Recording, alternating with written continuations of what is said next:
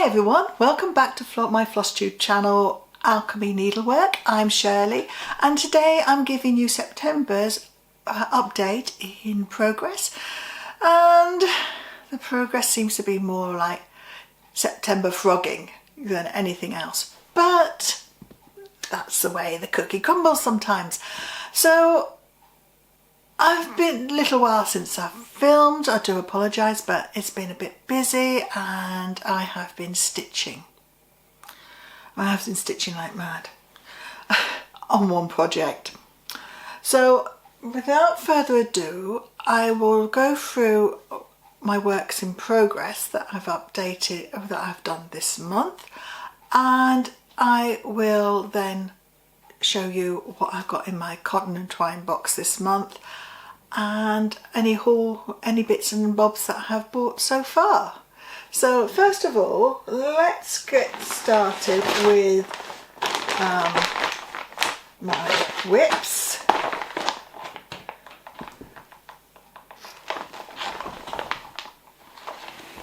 It's alright. I filmed earlier on and thrown it all across the way.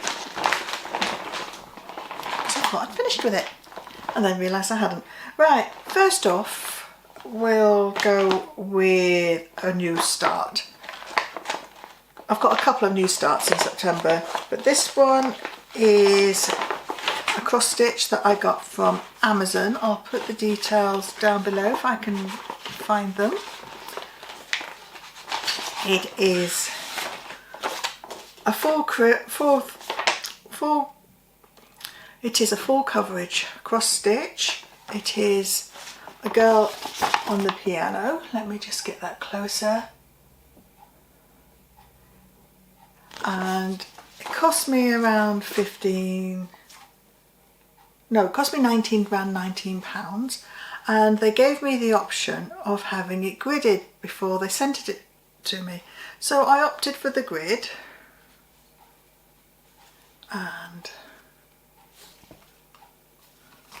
so I'm just trying to find out. Yeah, and this is my progress so far. The only thing is I came to one of the colours and there was none in the block at all. So luckily I had some in my stash and I ordered a skein as well. It's from China. I can tell you that now.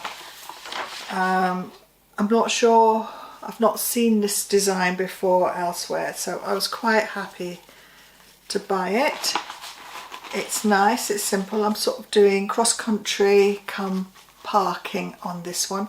Is it 14 count IA?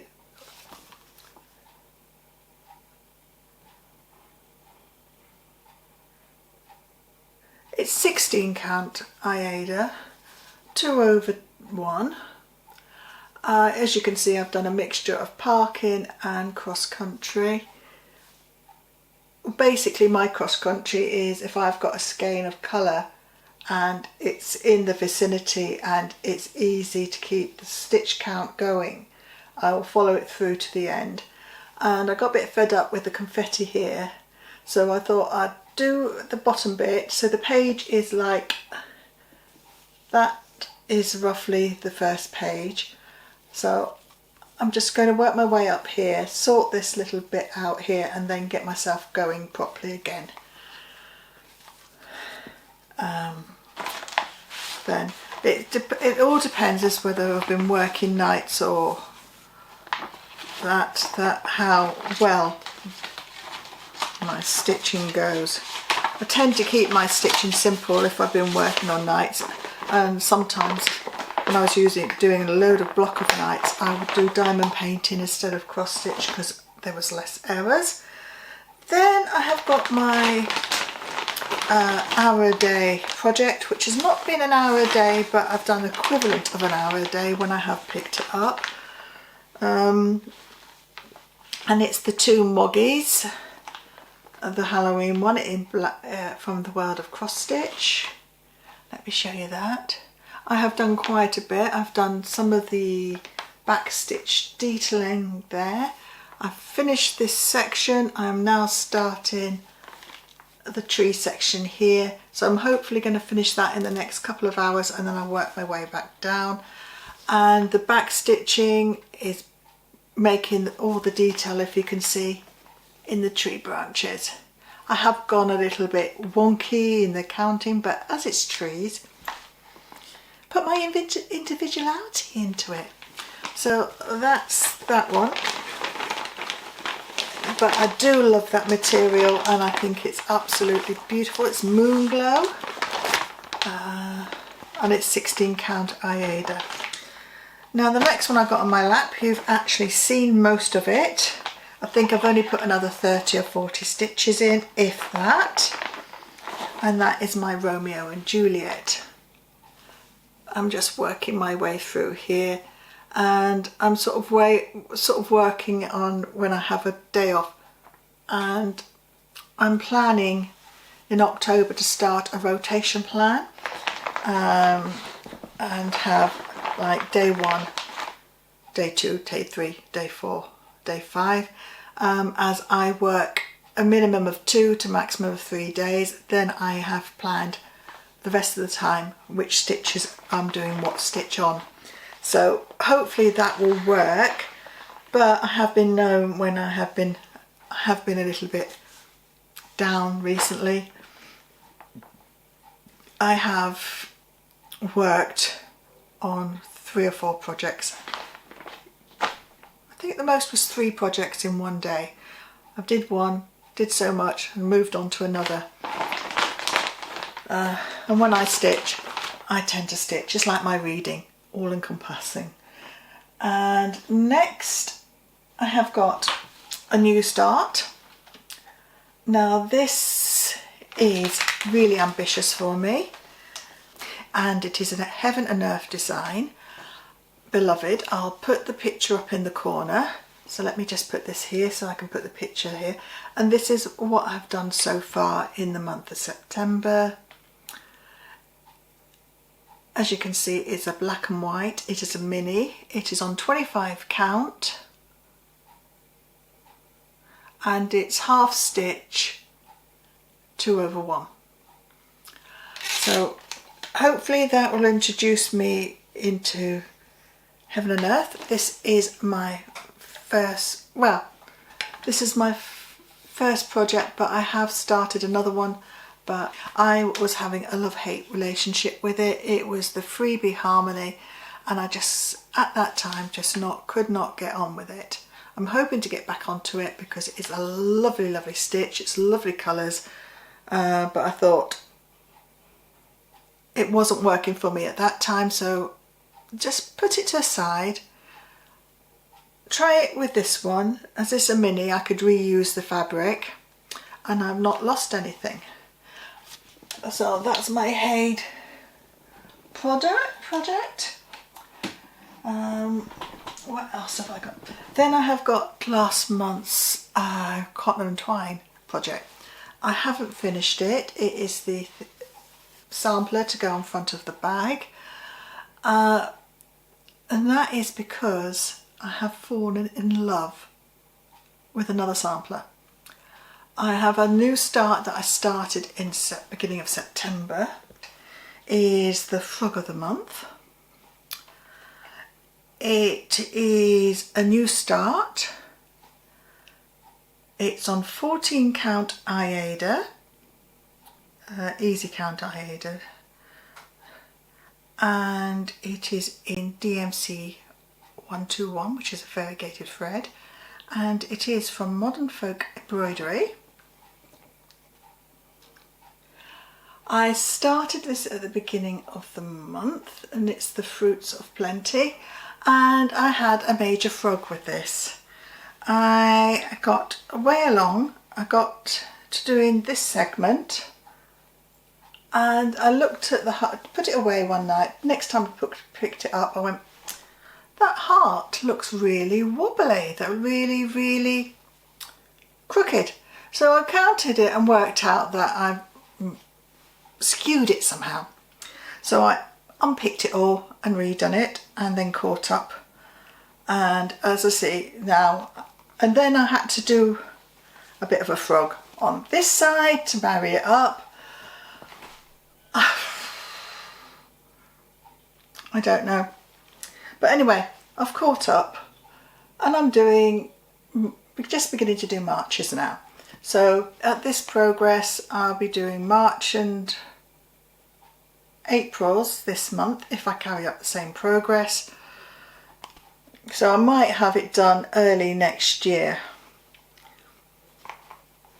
But then I might get bored with it and get back onto it.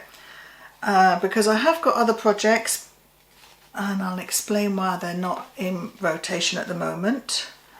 But that's that one. Right, the other frog of the month is my work one.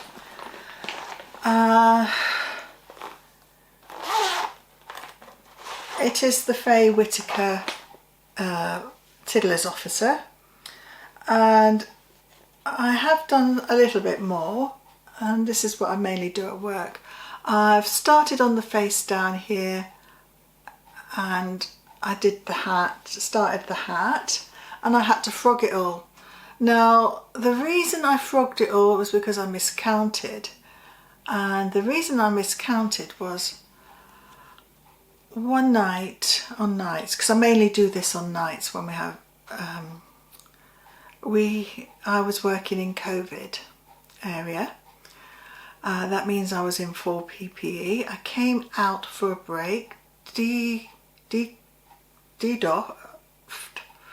and got into the coffee room, got myself a coffee, made a quick phone call to my husband while I was doing that, sat my bum down on the seat to go and do this, and the emergency buzzer went.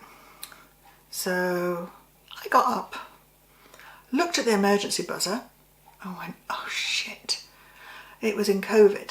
So I had to run along the corridor, jump back into PPE with people helping me to doff and with people helping me to don and put my gloves on and everything, and go and see what the emergency situation was. It was a situation, if you work in intensive care, that you're quite familiar with, and I'm not going to go into details because it's not right. But just say it took us 45 minutes later for me to go out for my break. I sort of took a shortened break so that everyone else could get their break, because being stuck in PPE for more than 4 hours is horrendous. It really is. I go now and my heart drops if I see I'm in the red section. But we all have to do our fair share. So basically I came out, had a break. When on my next break, I just furiously started stitching just to breathe and calm down the situation, to meditate. And the next time I pulled it out, I looked at it and it was all wrong. And I had to do the good old frogging on this one as well. But I've also done a bit of back stitching on here as well, as you might see. So that is all my works in progress. There isn't any finishes this month. I was hoping to have a fully finished object, but Shirley made a boo-boo in cutting out the felt fabric and it was too short. So I'm either going to have to buy some more fabric for the back, or I'm going to just put it in a frame. I haven't decided, and that is July's sampler that I stitched in August. Very confusing, isn't it? So that's that. So I have sort of done that. So I will go through what I got from this month's Cotton and Twine box. It's a subscription box, as you probably, if you've been with me before.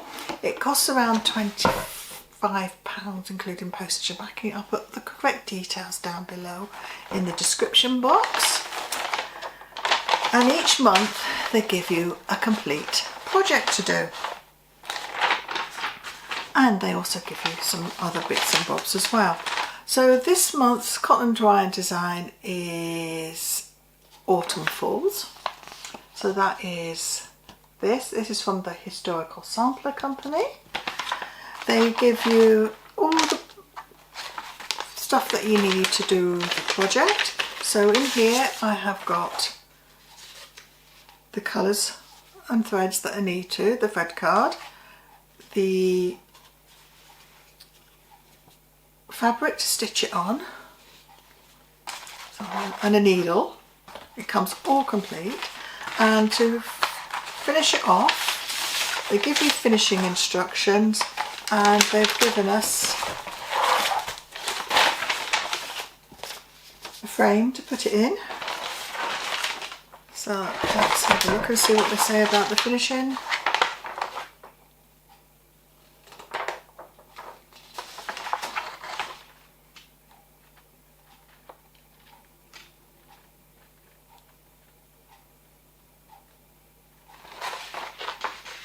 No, they don't tell you how.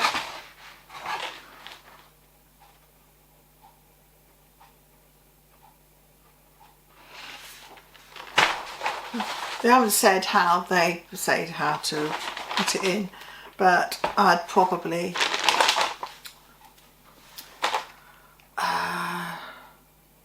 pin it and stretch it and thread it at the back. That's what I normally do with my projects if I frame them.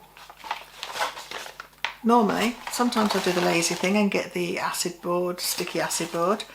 They also gave us a cup of tea, which has migrated out of the box because I don't drink tea. They've also, from Millie May, given us from foreverengland.com some socks, which will be lovely for the winter. Just put on your feet while you're stitching. And they always give us some nibbles. And these are mini welly boots from Cookielicious & Co. Lovely baked in Yorkshire. So I'm in South Yorkshire, so it hasn't travelled far. It's been opened, and I think a couple have gone. I think I know I had one, but I'm sure someone else has acquired it along the way. Then when they know there's some goodies, and sneaked it in. So that is this month's Cotton and Twine. And what else can I tell you? Oh, I've got some other buys. I have got another chart from Heaven and Earth Designs. I'll put it up here with the title. It's a medieval fantasy, almost Lord of the Rings type thing. And then I have bought, let's go to my things, this little gadget. Now this little gadget is a stitch threader. I've got it from Vanity Crafts or something like that on Etsy. I will put the details of the thing because it cost me about $15.95. It's a Victorian thread catcher and hook. So basically you slide this bit underneath the threads, get the odd bit of thread that is loose that you want to thread through your stitch, pass it through here, pull it through, and then you pull that through, and then you've secured your stitch. And I find it quite nifty, quite helpful, and yeah, I've really enjoyed finding it useful. It's in my little accessory tray along with my stitch cutter and my scissors, which I keep losing. My scissors. I'm forever losing my scissors. What else have I bought? Oh, the easy bungees that I showed you earlier. Any more charts? No, that was... Oh yeah, one more chart that it just sneaks in the September buys because I bought it last night, which was the 30th, and that's Pandemic by the Long Dog Samplers. I saw it, I've been seeing it around, and I actually thought it was really appropriate for me. I'm planning to stitch it in the new year, and I'm stitching it as a tribute, dedication, as a not celebration but a memento of the last couple of years of the pandemic, to acknowledge my colleagues, doctors, patients, people who have suffered either directly or indirectly through the COVID situation, and though for all those that have worked hard to help those that have been really, really poorly, and to all my colleagues that have been there to support me through the last 18 months and forever months we've got left. And as I said, I'm planning to start that in the new year, and I hope to have it done before I retire in 2023. God, that's getting close, isn't it?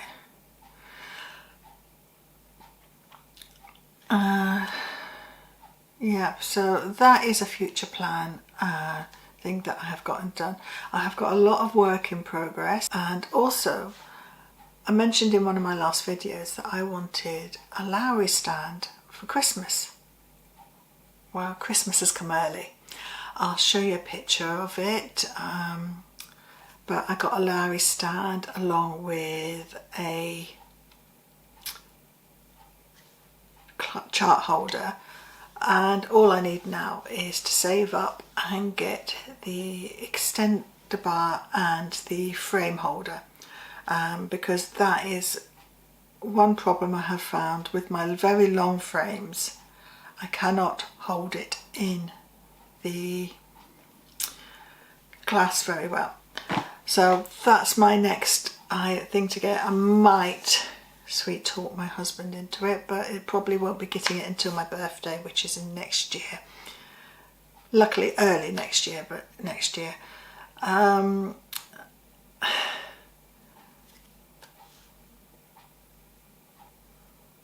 don't think I've got anything else to say as yet for any future plans. The only thing I've got definite is to get a rotation going, get some finishes done for October. I'm going away at the middle of October to see a friend that I haven't seen for almost 2 years, and we're going to a concert, so that I'm looking forward to that. That's it really. Life just carries on. So in the meantime, keep stitching, and hopefully you'll pop along and dip into my next video. See you soon.